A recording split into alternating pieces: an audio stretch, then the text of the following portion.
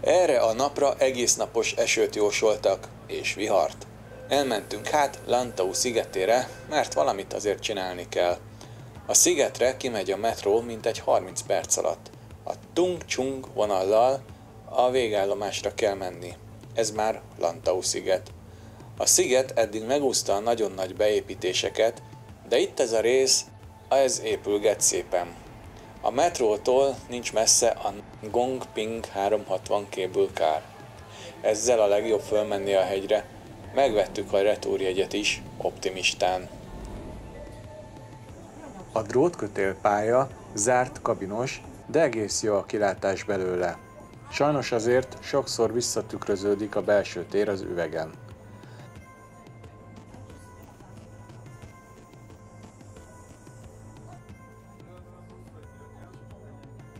Ez nem egy megálló vagy felszállóhely, hanem egy forduló, 90 fokos fordulatot vesz a pálya, át a vízen, fel a hegyre.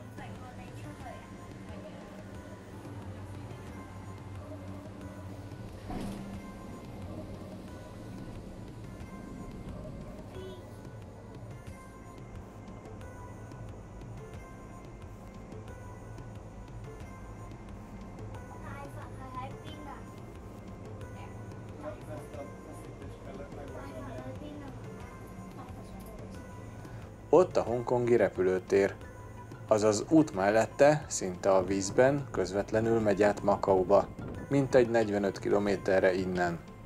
A repülőtér korábban Kolumban az öbölben volt, egy mesterséges félszigeten, amiből hajókikötő lett. Ezt az újat 1998-ban adták át, és a világ legforgalmasabbjai között van.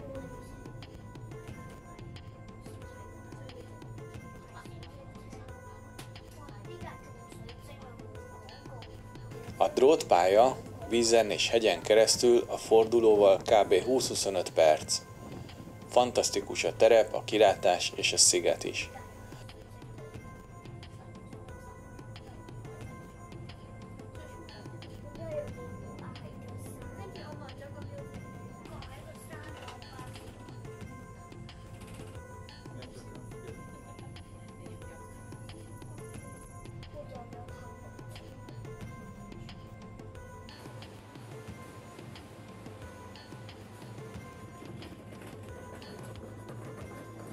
Ez az egész rész itt fent a turizmusra épült rá, minden jóval drágább, mint kellene lennie.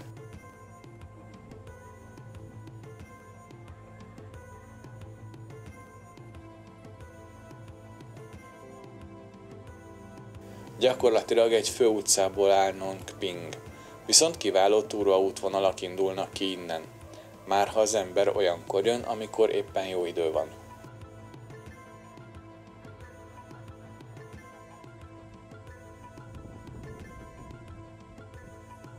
Mivel megint furán gyülekeztek a felhők, gyorsan fölmentünk a Buddha szoborhoz. Tian-Tan Buddha, vagy Big Buddha szobrot 1973-ban tervezték először a Po Lin monostor szerzetesei, miután láttak hasonlót Japánban.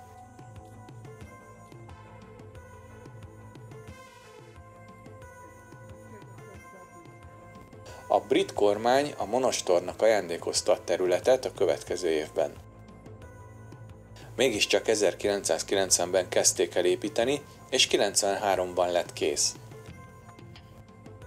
A 250 tonnás bronz szobor acélvázas, 34 méter magas, 202 bronz elemből tevődik össze. 268 lépcső vezet fel a szobor épületéhez. Buddha egy lótuszvirágon ül, ez az egész pedig egy többszintes épületen helyezkedik el.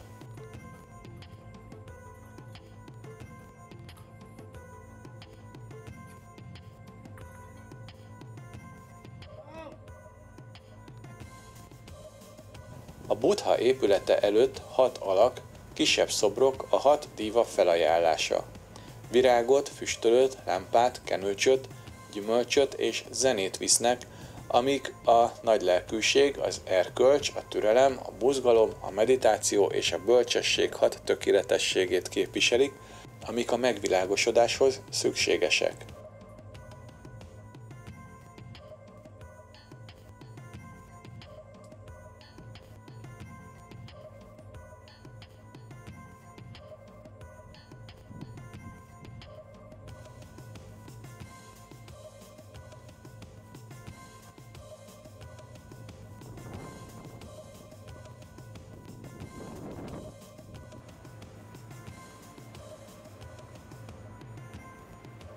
A belsejében vallási rész, szobrok, bolt és egy pár kép az építéséről. Ezeknek is van funkciója, mint az univerzum terme, emlékezés terme, a közepén pedig egy óriási díszes harang található.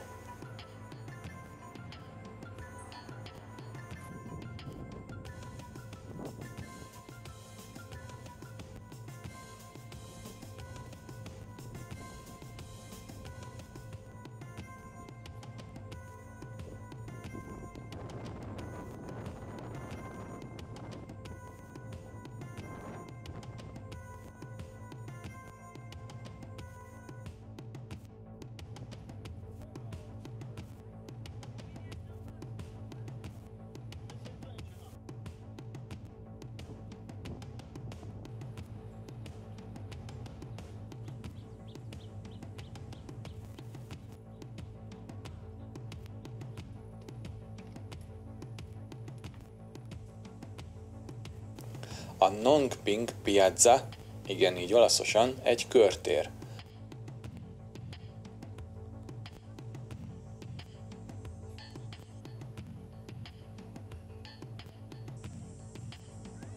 A közepén az imádkozó térrel és egy kapuval a monostor és a Buddha között, tele van lótuszvirágokkal.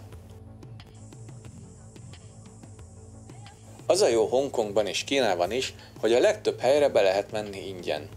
Ez a Po Lin monostor. 1906-ban alapította 3 erre járó szerzetes, és eredeti neve The Big Hut, a nagy kalap volt. A főkapu mellett 2 oldalon 2 kiállítás kisebb épületekben.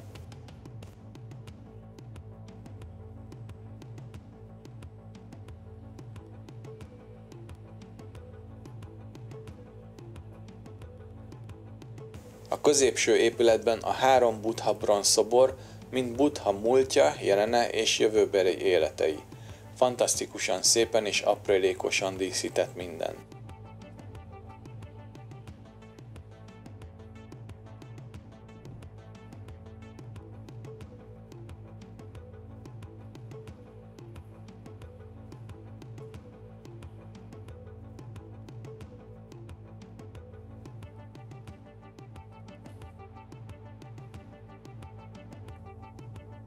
No de, a következő épület a nagy terem. A Great Hall of 10,000 Buddhas, a 10.000 Buddha nagy terme. Ez a 10.000 Buddha ügy még párszor előkerül. Ez a terem és épület viszont nem olyan régi, ha igaz, csak 2014-ben adták át.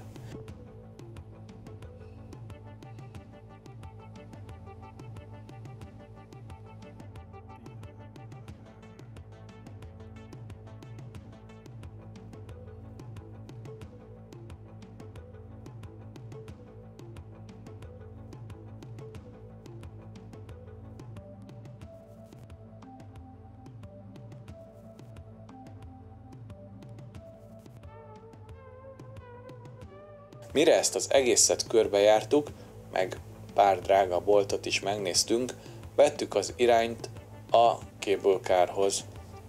Csak hogy nem engedtek már felszállni rá, mert jön a vihar. Le is állították a pályát, mit mondjak, nem örültem neki.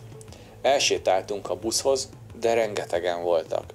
Megláttam, hogy megint megy a cable car, visszamentünk, de kiderült, hogy csak leszedik a kocsikat róla. A busszal pedig vagy 20 perc várakozás után 1 óra volt lejutni. De levitt oda, ahonnan indultunk, bementünk a bevásárlóközpontba ebédelni. Ez is óriási, tulajdonképpen 2 épület összekötve, kétszer 7 emelet és tele volt. A visszaúton a Disney Resort vonal kocsiját is megláttuk egy pillanatra, jópofa Mickey Jaggeres ablakai vannak. Még úgy nézett ki, hogy van időnk, elmentünk a Kwun Tong Line-nal a Wong Tai Sin állomásra, a Sik Sik Yuan templomhoz. Nagyon jópofa nevek ezek, alig lehet megjegyezni őket, de nagyon jól csengenek. Ez egy taoista templom, 1942-ben lett alapítva, és a következő években épült fel. Ettől függetlenül a Sik Sik Yuan arra világít rá, hogy a konfucionista, buddhista és taoista tanok összetartoznak az egy kölcsönös tisztelet adásával. A főbejárat csak 1970-es évekből való.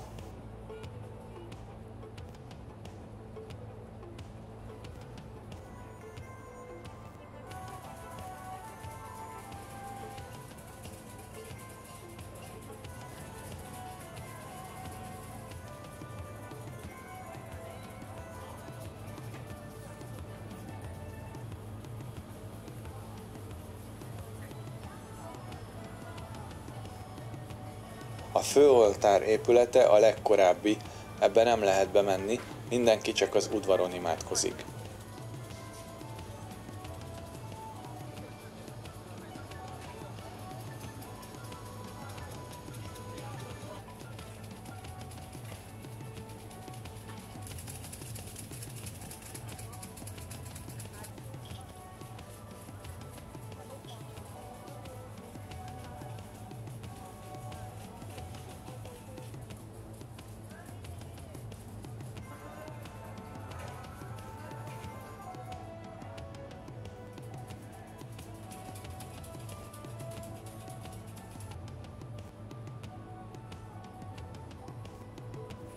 A Three Cents Hall ama kölcsönös tiszteletnek állít emléket, amit az előbb mondtam a 3 vallási tanokról.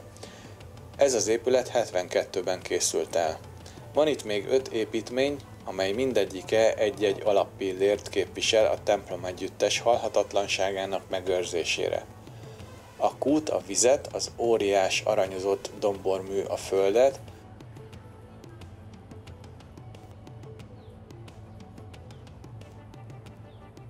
a fejlően pavilon, ami fémből van, a fémet, a Scripture Hall a fát, és van itt még egy pavilon, ami a tüzet szimbolizálja.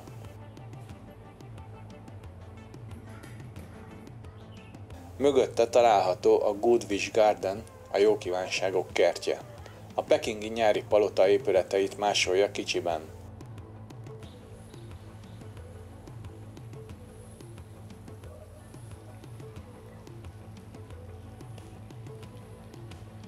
Ez az egész kert 5580 négyzetméter.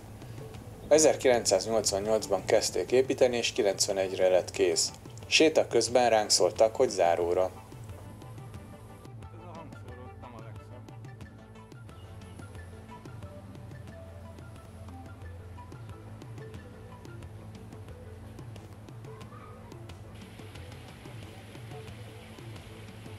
Gondoltam, estére szuper lesz a lézershow a parton. Csak hogy jött a meglepetés, elindultunk, de elkezdett szakadni az eső. Bosszantott, de ez van. Másnapra Makaut terveztük be, de a Vipa Typhoon is arra a napra tervezte Makaut meglátogatni. No meg a környéket, így Hongkongot is. Nem tűnt annyira nagy dolognak, csak zuhogott, meg fújt egy kicsit a szél, vagy 120 km/órával, megtépte a fákat, elmosott ezt-azt, ezért minden zárva volt szinte, tájfunriasztás miatt. Se busz, de még a metró is csak a föld alatti szakaszokon közlekedett. Néhány étterem nyitva volt, elmentünk ebédelni, normál cipőben. Nem kellett volna. A helyieket kellett volna utánozni, minimálruha, strandpapucs, mert mintegy 5 másodperc alatt ázik az ember bőrig. A cipőm 2 napig száradt utána a 95%-os páratartalomban.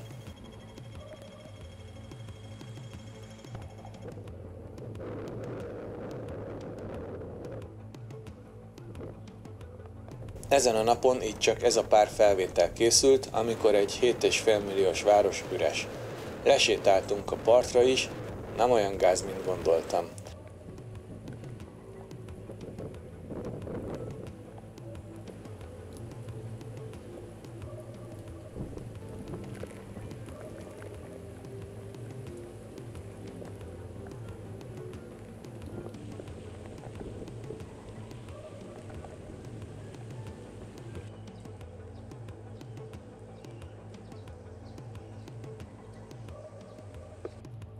Másnapra újraélett a város. Minden kinyitott, mintha mi sem történt volna, eltakarították, amit széthordott, kiborított, eltört, stb. A Vipap barátunk, és folytatódott az élet.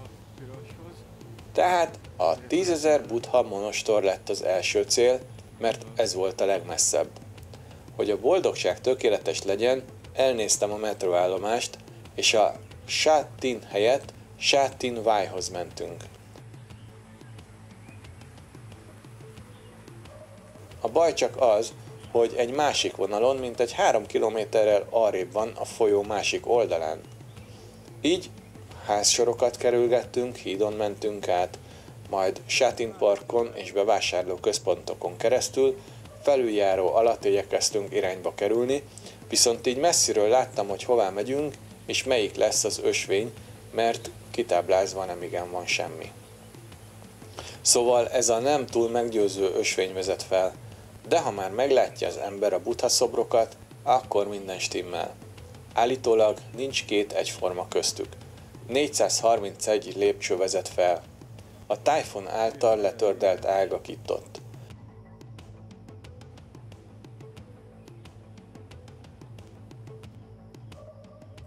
A kamerám itt felmondta a szolgálatot, úgy bepárásodott, hogy semmi nem látszik, így a maradék felvételek a telefonnal készültek, szóval nem tudom, hogy mennyire sikerül összehozni a két képi anyagot. A monostor megnevezés kicsit hibás, mert itt nem él egy szerzetes sem, inkább tehát templomként működik adományokból. A belső terem tele van adomány mini buddhákkal, pénzt kell fizetni a monostor számára, és az összegtől függően lehet elhelyezni. Állítólag összesen 12.800 darab van a komplexumban, kisebb-nagyobb méretben, és a legrégebbiek 1400 évesek a Tang dinasztia korából. Az építkezés folyamatosan zajlott 1949-től, tehát elég új ez a monostor, a kilátás viszont pazar. 65 óta, az alapító halála óta a monostor állítólag veszített népszerűségéből, és még Sha Tin új városát is lényegében eléépítették. Van mellette még egy-két épület, tér, sok-sok figurával, stb., de jó néhány további lépcső köti őket össze.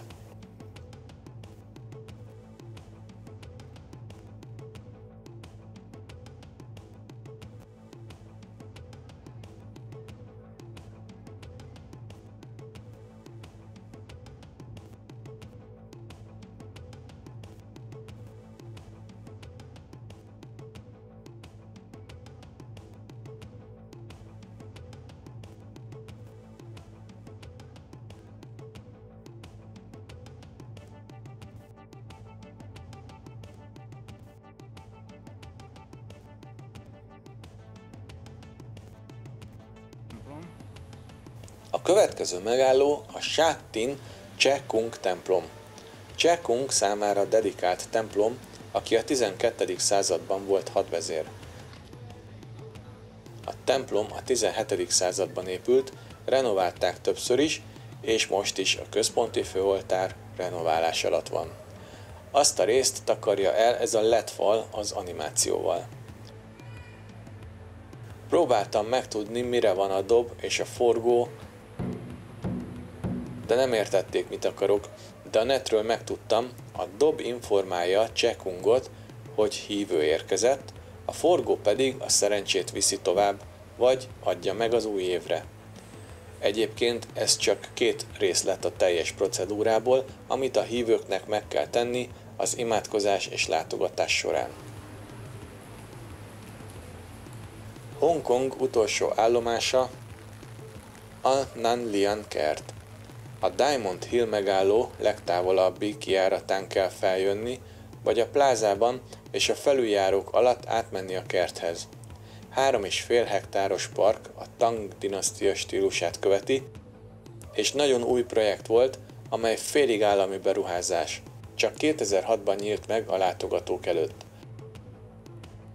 Ebben az épületben a tradicionális épületek szerkezeteit mutatják be.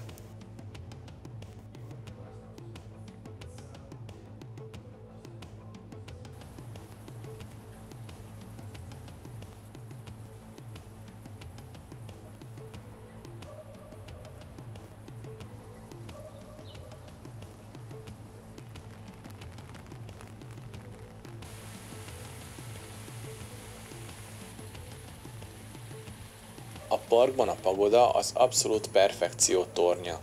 Több útvonal le volt zárva, még a pagoda is, vihar utáni rendezés még bőven tartott.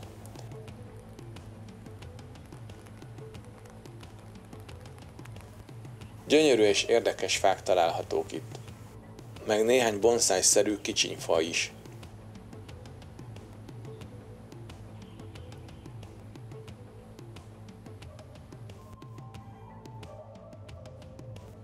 Ez pedig a kültár, ezt nem tartottam olyan érdekesnek. Hongkong 3 fő része, Kowloon, a szárazföldi félsziget maga, Hong Kong sziget, ahonnan a nevét is kapta, valamint a New Territories, az új területek. Minden más, ami az első kettőben nem tartozik. Összesen 1114 négyzetkilométer. Vízesés, vízimalom, étteremmel, de ez mind csak díszlet.